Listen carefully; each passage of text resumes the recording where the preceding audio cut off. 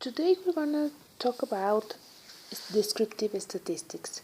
So previously we have seen how to describe the data with graphs.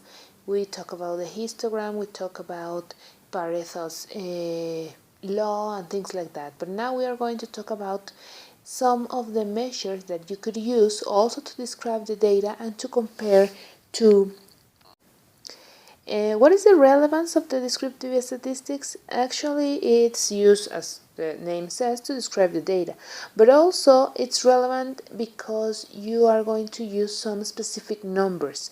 So previously, for example, if I see a histogram, then I could probably think about if it is biased or not, or if it is symmetric, and probably we would have different opinions about the histogram. So now we are going to have a specific number, and there is going to be just the same number for every group of data. There are some of the numerical values that we are going to talk about: the mean, the median, the range, the standard deviation. We are going to see a couple of more numerical values, and they are all used to analyze the data and to provide some abstracts. Again, the idea is that you could say something about the data with these numbers, and probably you can include some graphs to describe the data. We have two kinds of measures. So we have this is the first group, the central tendency or position. And in this group, we can talk about the mean, the median, the mode, and the geometric mean. So the idea is to describe the center of the data. You know the mean, this is just the average. We are going to see a little bit more about the median, the mode, and the geometric mean. So remember that in this case we are talking about central tendency or position measures. So let's talk about the mean. What are the advantages of the mean? The mean, it's always possible to get it. We take into account all the points in the data set. There is only one mean for each data set, but you need to be sure that this is the way you want to describe the data, because the mean it's really sensitive to extreme points. So if you have some values between 5 and 10, but then somehow you have a point that it's 100, then the mean is going to be actually near the 100, even though you just have one point that it's really big. So make sure that your data set has no extreme points, or at least they are not so large or small, because if that is the case, then the mean is going to be a little bit biased. We know how to get the mean, but I'm going to write here the formula just for you to remember. So the mean, then the notation that we are going to use most of the times is this one, x bar, and the formula it's just the sum of all the possible values divided by the total number of points. So as you can see, all the points are represented in the mean. So suppose you have, for example, 2, 3, then 5, and then 10, no? And you want to take the mean of these values. So you are going to add 5, 10, and you are going to divide by 4. So this is 20 divided by 4. It's about 6 point something here. Now let's change a little bit the group of points, just to see how you can actually affect the mean if you have, for example, the same 2, 3, 5, but then instead of a 10, somehow you get 100. So the mean is going to be more higher than the other one. So you have here 110, and this is going to be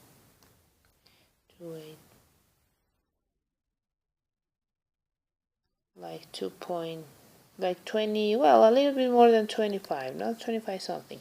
So see how sensitive is the mean with respect to an extreme point. So you have this extreme point and the mean changes a lot.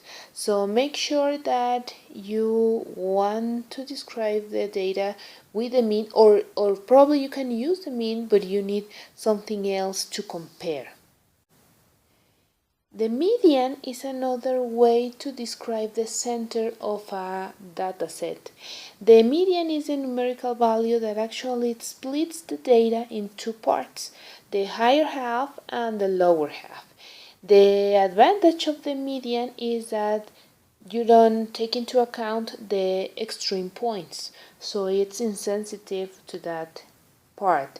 So I'm going to have here an example. So you have, for example, 7, 5, then 2, then a 3, and then a 9, like that. Now, if you want the median, that we are going to use ME to describe, or for the notation of the median, then first of all, you need to order the data. So you have the 2, 3, 5, 7, 9. And you are going to split the data into parts. So you are going to have these two numbers,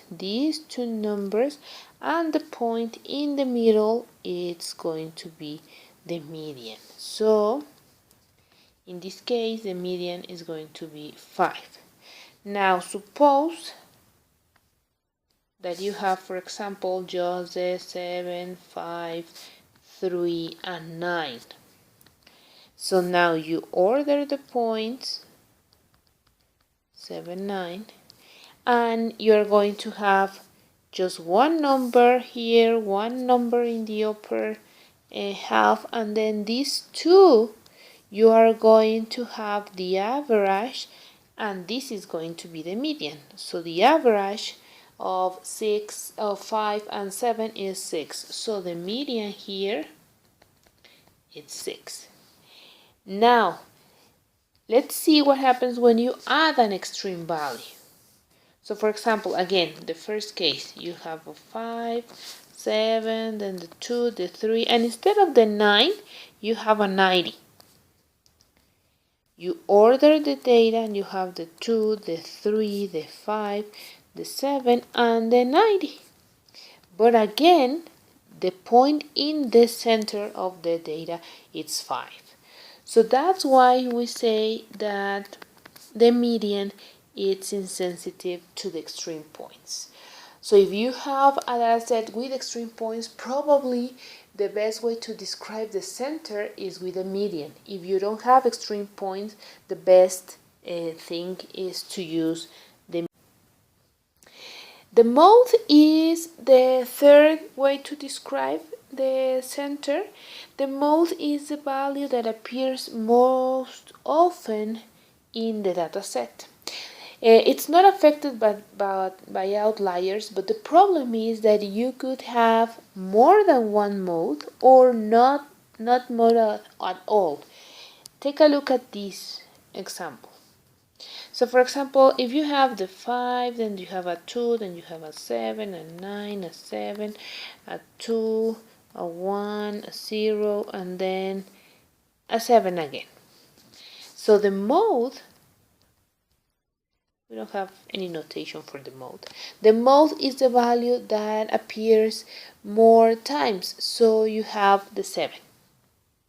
And that's it. Of course, it doesn't matter if you have here, for example, 100. The mode is going to be 7, so that's why it's insensitive to the extreme values. However, if we have the 5, the 2, then we have another 2, then 7, then 1, then 1, then the 7, then 100, then 9, the problem here is that the mode, it's 2, but it's also 1, but it's also 7. So which number are you going to use to compare with other data set? That's the problem. And of course, you could have points like this.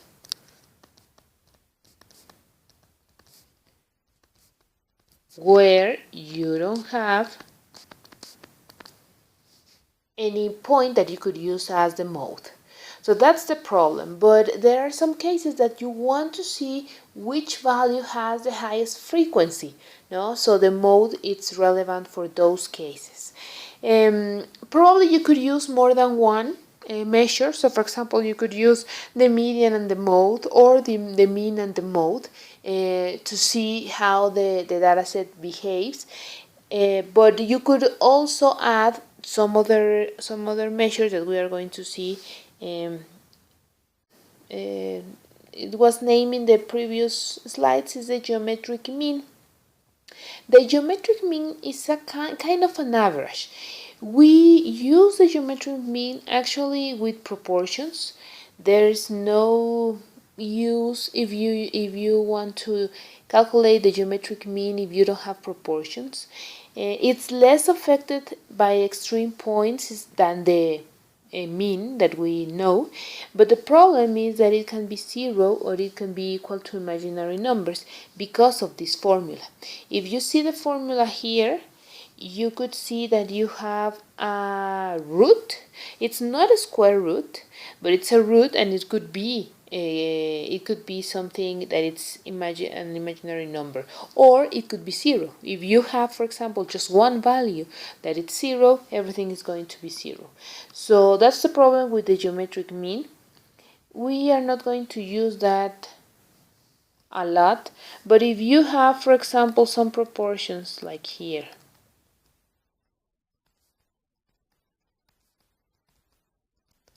then you would have the geometric mean as the root. This is 4 here because you have 4 points, 0.25, 0.55, 0.7, 0.91. And this is going to give you a description about the center of these proportions. You could also have the mean, the regular mean, but again, if you have extreme points then and you have proportions, then it is better to use the geometric mean.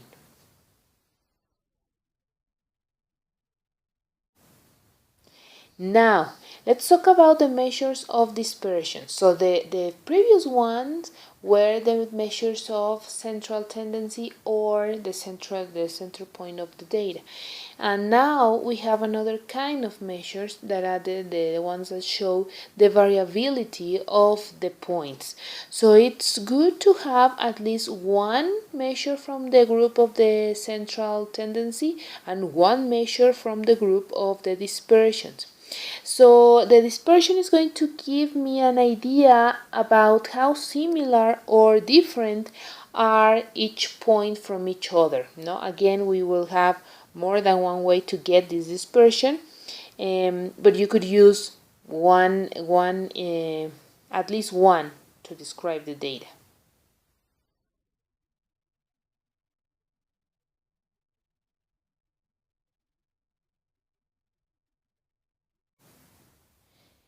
We have the range here, that it's probably the simplest one. The range, the formula, it's just the maximum value minus the minimum value. So that would give you how far are the values. And of course, if you have a small range, then the values are quite similar. If you have a large range, then the values are really different from each other. So you have the range, you have the variance and the standard deviation. We are going to use a lot of the variance and the standard deviation. We have 4 formulas here, and I'm going to explain each one. The first one, this one here, it's the variance. And the second one here is to get the standard deviation. But these two are use when you have the population. So we talk about the population in some other classes. We said that the population, of course, is the total number of points, and then most of the times we talk about the sample because we don't have the whole population, or we cannot just go and ask everyone, no? So we need to use the sample, and we talk about how to get a good sample. So the first two are used when you have the whole population, and then the third one is for the variance, and the fourth one is for the standard deviation, but these two are for the cases of the sample. Most of the times we are going to talk about the sample. Look at the formulas. Actually, the formulas are the same. The only difference is in the denominator.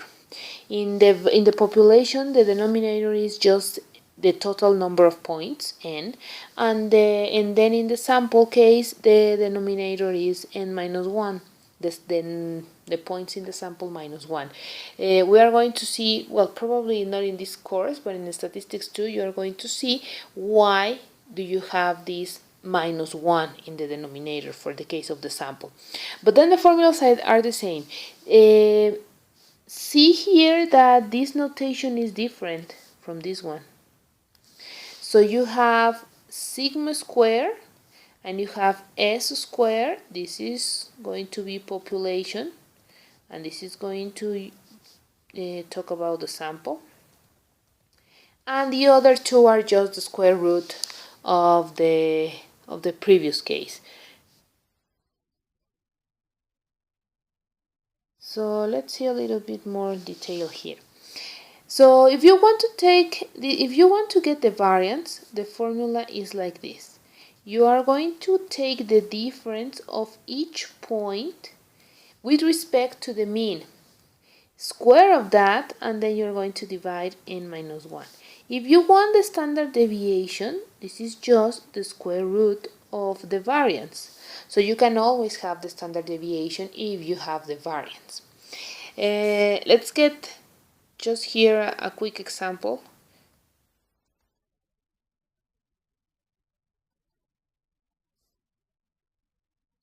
So suppose you have those points. If you want to get the variance here, you are going to first get the mean, no? So this is going to be just the sum of each point minus the mean square divided here by 5 minus 1. So we need here the mean first. Again, the mean is just the sum divided by the total points in the data set. So you can use your calculator and you are going to get that the average or the mean is 5.4. So make sure that you know how to use your calculator, because we are going to see problems with more data, and you need to be sure to use the calculator quickly so you don't waste time just getting the formula. Now the standard deviation, well, the variance first, it's going to be 2 minus 5.4 square plus 3 minus 5.4 square, and so on until you have the 7 minus 5.4 square, and everything is going to be divided by 4. So again, you can use your calculator. If you don't know how to use it, you can check the guides, or you can talk to me, and this is going to be the result for the variance. And then just the standard deviation is going to be the square root of the variance, that is the square root of 10.3, that it's going to be 3.21. So this is how you get the standard deviation. Again, I don't want you to make it like this, the formula, the complete formula.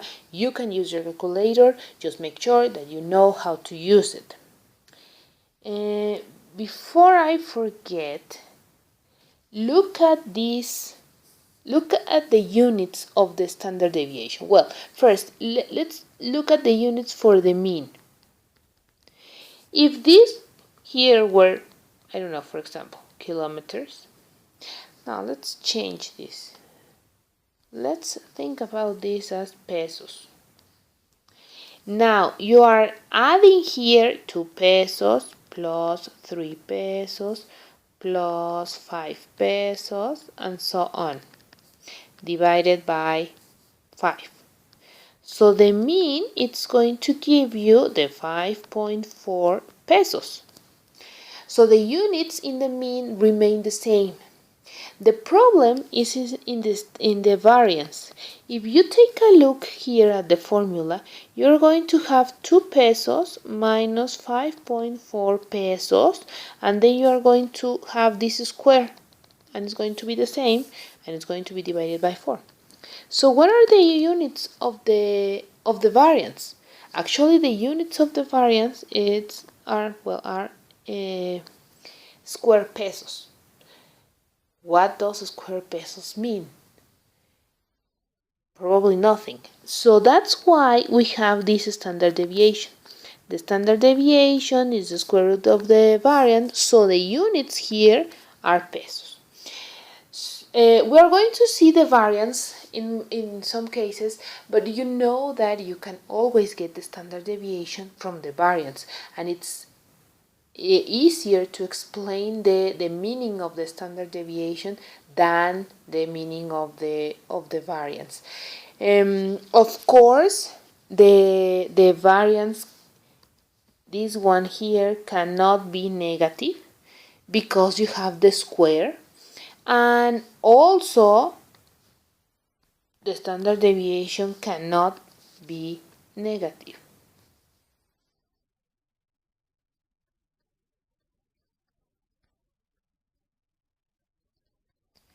Please remember this because we are going to use a lot of the variance and the standard deviation in this course and in the statistics too, and you need to make sure that you remember that the variance or the standard deviation cannot be negative. Of course, the mean could be negative. No, if you have, for example, some losses in the money that you have, then instead of having 2 pesos, probably you have to pay 2 pesos, and now it's minus 2 and so on. So you could have a negative number, but that's not the case for the variance and for the standard deviation, because they are only trying to measure the variability.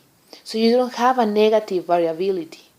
In the mean, it could actually be negative because you want the center point of the data. So if you have more losses than gains, then you are going to have a negative value for the mean. But that's not the case for the variance. So make sure that you remember that. And the last one is the relative dispersion.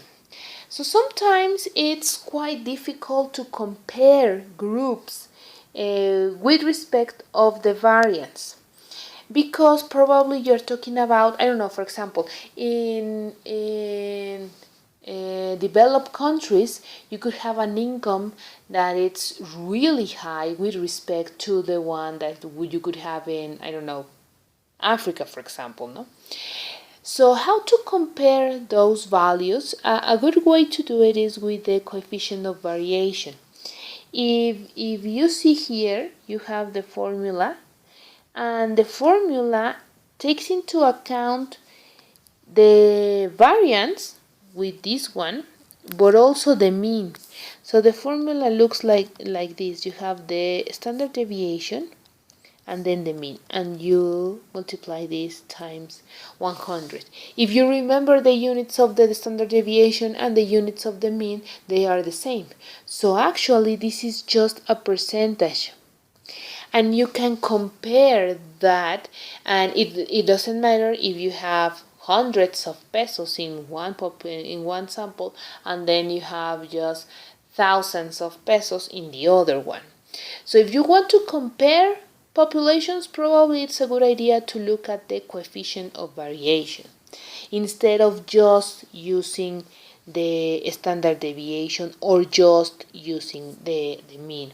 So you don't have to decide, just go for the standard deviation or just go for the range. You can use more measures and see what the measures tell you. We are going to look at an example in detail, but you can use more than one. Of course, you need to use one in the group of the tendency and one in the group of the dispersion, because these two are quite different, and the things that the measures in the central tendency tell you, it's different from the things that the measures in dispersion are going to tell you. So this one, remember, this is the mean, here is the mode, the median, and we talk about the geometric mean. And in this one, we talk about the range, we talk about the standard deviation, we talk about the variance, and this last one, that is the coefficient of variation. So you could select, I don't know, for example, you could select one here and here, or you could select, I don't know, for example, the mode and the mean, and then instead of the range you could use the coefficient of variation, things like that, no? So, but you have at least you have to have one in the tendency and one in the dispersion to have a complete description of the. So we are going to see these measures with an example, but I'm going to show you where to get the data, well, at least one way to get this data, and we are going to compare it to samples, and we are going to use some of the measures that we have seen, but I'm going to show you that in a website.